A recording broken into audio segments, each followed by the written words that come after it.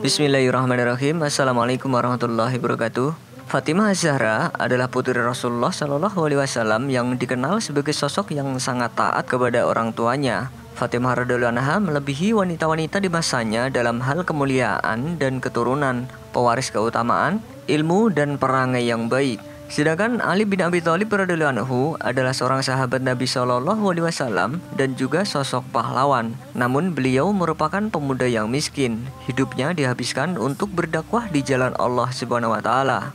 Ada rahasia terdalam di hati Ali yang tidak dikisahkan pada siapapun. Fatimah, karib kecilnya, putri tersayang dari sang nabi yang juga sepupunya itu, sungguh memesonanya. Ketertarikan Ali bin Abi Thalib kepada putri Rasulullah Shallallahu Alaihi Wasallam bermula saat Fatimah sedang sigap membasuh dan mengobati luka parah sang ayah karena selesai berperang. Ali bin Abi Thalib tak tahu apakah rasa itu disebut cinta, tapi ia memang tersentak ketika suatu hari mendengar kabar yang mengejutkan, yaitu ketika Fatimah dilamar seorang lelaki yang paling akrab dan paling dekat kedudukannya dengan sang Nabi Shallallahu Alaihi Wasallam.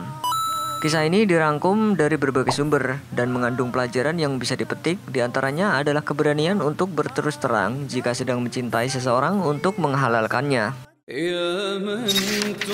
Ali bin Abi Thalib radhiyallahu anhu sudah menyukai Fatimah Az-Zahra sejak lama. Kecantikan putri Rasulullah Shallallahu Alaihi Wasallam ini tak hanya jasmaninya saja, kecantikan rohaninya melintas batas hingga langit ketujuh. Kendalanya adalah perasaan rendah dirinya. Apakah ia mampu membahagiakan putri Rasulullah Shallallahu Alaihi Wasallam dengan keadaannya yang serba terbatas? Itulah kira-kira perasaan yang ada pada Ali saat itu.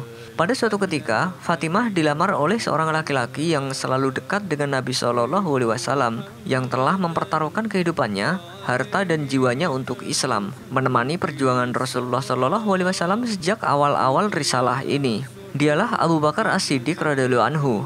Entah kenapa mendengar berita ini Ali terkejut dan tersentak jiwanya. Muncul rasa-rasa yang dia pun tak mengerti. Ali merasa diuji karena terasa apalah dirinya jika dibanding dengan Abu Bakar kedudukannya di sisi Nabi. Ali merasa belum ada apa-apanya bila dibanding dengan perjuangannya dalam menyebarkan risalah Islam. Entah sudah berapa banyak tokoh-tokoh bangsawan dan saudagar Mekah yang masuk Islam karena sentuhan dakwahnya. Sebutlah Utsman Abdurrahman bin Auf, Thalhah, Zubair, Sa'ad bin Abi Waqqas, dan Mus'ab. Ini yang tak mungkin dilakukan oleh anak-anak seperti Ali. Tak sedikit juga para budak yang dibebaskan oleh Abu Bakar. Sebutlah Bilal bin Rabah, Kabab, keluarga Yasir, dan Abdullah bin Mas'ud. Dari sisi finansial, Abu Bakar seorang saudagar, tentu akan lebih bisa membahagiakan Fatimah. Sementara Ali hanyalah pemuda miskin dari keluarga yang miskin juga. Melihat dan memperhitungkan hal ini, Ali ikhlas dan bahagia jika Fatimah bersama Abu Bakar, meskipun ia tak mampu membohongi rasa-rasa dalam hatinya yang ia sendiri tak mengerti. Apakah mungkin itu yang namanya cinta? Namun ternyata lamaran Abu Bakar ditolak oleh Fatimah, sehingga hal ini menumbuhkan kembali harapannya. Ali kembali mempersiapkan diri, berharap dia masih memiliki kesempatan itu. Namun ujian bagi Ali belum berakhir. Setelah Abu Bakar mundur, muncullah laki-laki nan gagah perkasa dan pemberani. Seseorang yang dengan masuk ke Islamnya mengangkat derajat kaum muslimin. Seorang laki-laki yang membuat setan berlari takut dan musuh-musuh Allah bertekuk lutut. Seseorang itu diberi gelar Al-Faruq. Dialah Umar bin Khattab. Pemisah antara kebenaran dan kebatilan juga datang melamar Fatimah.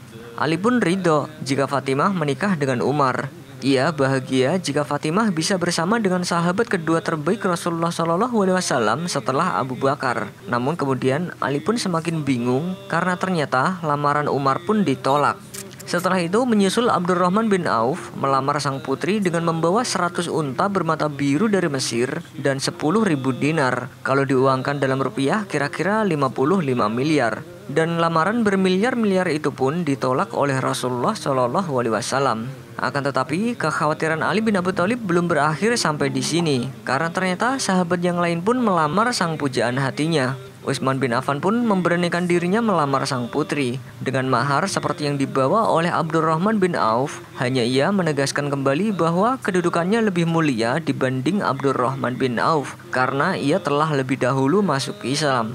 Tak disangka dan tidak diduga, ternyata Rasulullah SAW pun menolak lamaran Utsman bin Affan. 4 sahabat sudah memberanikan diri dan mereka semua telah ditolak oleh Rasulullah SAW. Begitu juga dengan pembesar-pembesar Quraisy yang memiliki kehormatan, yang juga terdahulu masuk Islam dan memiliki kemuliaan dan harta. Setiap kali seorang pria Quraisy menyebut tentang Fatimah kepada Rasulullah SAW, beliau memalingkan wajahnya dari orang itu. Sampai-sampai seorang di antara mereka menyangka bahwa Rasulullah SAW benci kepadanya.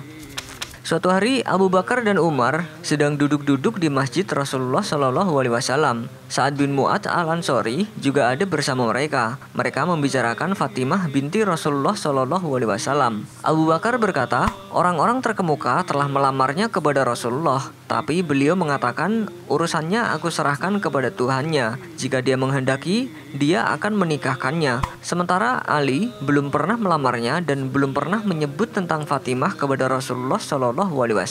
Aku pikir tidak ada yang mencegahnya melakukan itu melainkan kemiskinannya. Hatiku merasa yakin bahwa Allah Subhanahu wa taala dan Rasulullah SAW hanya menahan Fatimah untuk Ali. Jika yang mencegah Ali untuk melamarnya adalah kemiskinannya, kita akan bantu dan tolong dia. Sa'ad bin Mu'adz berkata kepada Abu Bakar, mudah-mudahan Allah memberi taufik kepadamu.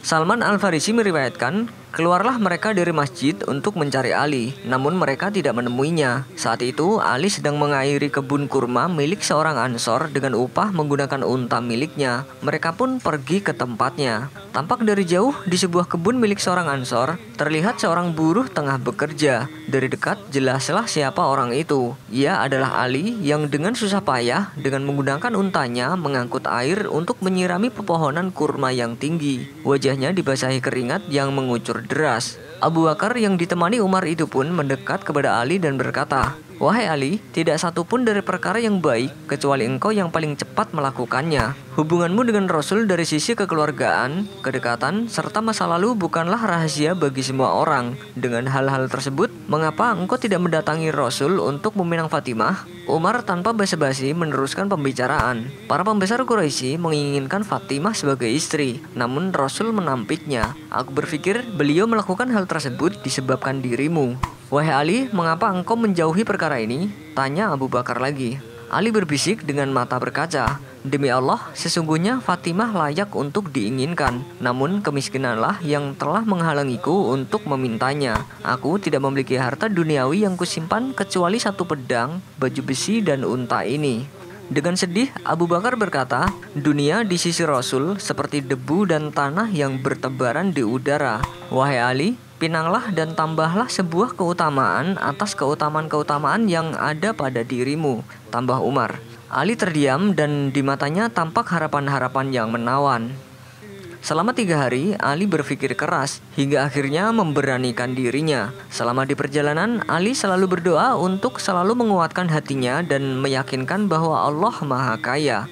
Saat itu, Rasulullah SAW sedang duduk di kamar Ummu Salamah. Kemudian terdengar beberapa ketukan di pintu. Sang tamu itu tak lain ialah Ali bin Abi Thalib. Didikan Rasulullah SAW ini dengan rasa malu dan diam duduk di sudut rumah. Butiran-butiran keringat tampak di dahinya seperti permata-permata yang gemerlapan. Kalimat-kalimat bergelora di dalam relung hatinya. Namun perasaan tidak enak dan malu telah membendung jalannya. Rasulullah SAW mengetahui perasaan yang bergelora di lubuk hati Ali. Dengan senyum yang menyelimuti seluruh wajah, beliau SAW berkata, wahai Ali, mungkin engkau datang dengan sebuah hajat. Katakanlah hajatmu dan keinginanmu.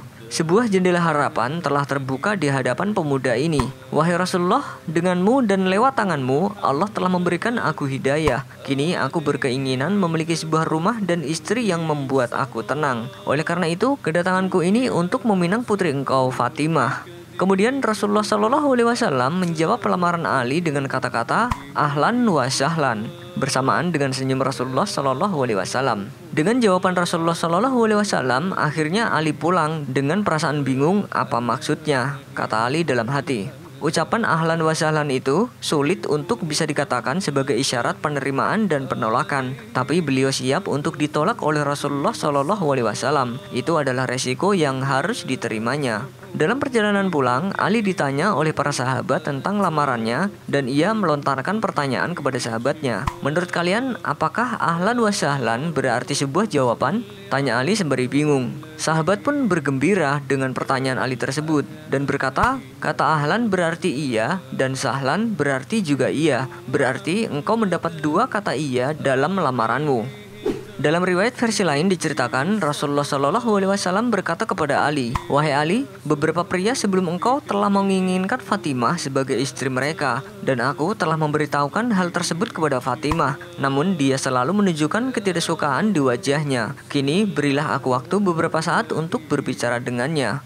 Rasulullah SAW menemui Fatimah dan berkata, wahai Fatimah, Ali bin Abi Thalib adalah seorang yang telah engkau ketahui keistimewaannya dalam hubungan kekeluargaan denganku dan juga keutamaan keislamannya. Aku meminta kepada Allah agar dia memberikan engkau seorang suami yang terbaik dan makhluk ciptaannya yang paling tercinta. Kini Ali telah datang meminangmu. Apa pendapatmu? Fatimah menundukkan kepala. Kegembiraan dengan jelas terpancar dari raut mukanya. Rasa malu singgah di wajahnya sehingga tampak kemerahan.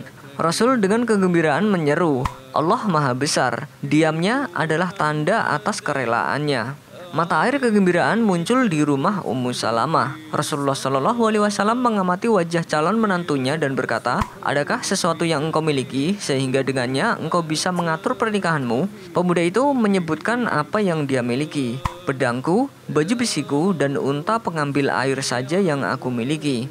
Rasulullah menjawab, pedangmu Islam membutuhkannya. Unta pengambil airmu, dengannya engkau menyirami pepohonan kurma dan engkau meletakkan barang bawaanmu di atasnya.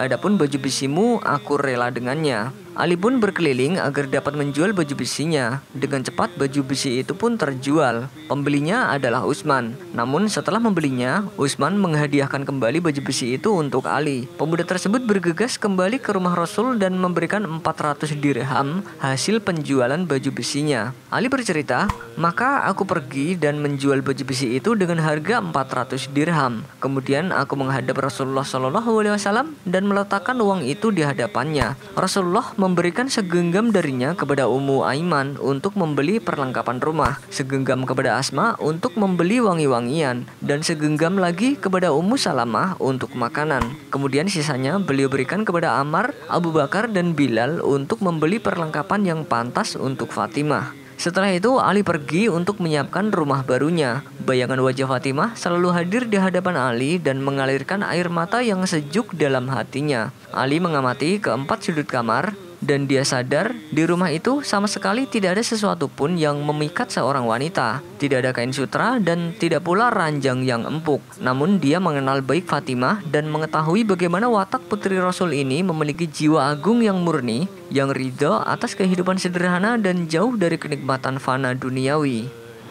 Maka menikahlah Ali dengan Fatimah. Pernikahan mereka pun penuh hikmah walau diarungi di tengah kemiskinan. Rasulullah SAW juga mengatakan kepada Ali supaya wajib bergembira, sebab Allah lah yang sebenarnya sudah lebih dulu menikahkan keduanya di langit sebelum menikahkan keduanya di bumi.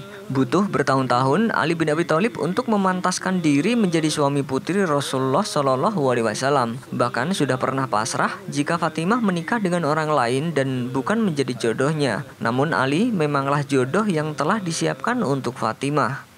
Dalam suatu riwayat dikisahkan bahwa suatu hari setelah keduanya menikah, Fatimah berkata kepada Ali, maafkan aku karena sebelum menikah denganmu, aku pernah satu kali merasakan jatuh cinta kepada seorang pemuda dan aku ingin menikah dengannya. Ali pun bertanya, mengapa ia tak mau menikah dengannya dan apakah Fatimah menyesal menikah dengannya? Sambil tersenyum, Fatimah menjawab, pemuda itu adalah dirimu. Dalam cerita ini, kita dapat mengambil pelajaran bahwa jodoh tidak mengenal harta dan tahta. Jodoh hanya Allah Subhanahu wa Ta'ala yang tahu, dan yang pasti jodoh adalah cerminan diri kita dan tidak akan pernah tertukar. Sebagaimana kisah cinta Ali bin Abi Thalib dan Fatimah yang sudah lama terjalin, namun harus melewati jalan yang begitu terjal. Wallahu a'lam bishawab. Wassalamualaikum warahmatullahi wabarakatuh. Ya Rabb, shalli ala alladhi رد الحياة إلى الحياة.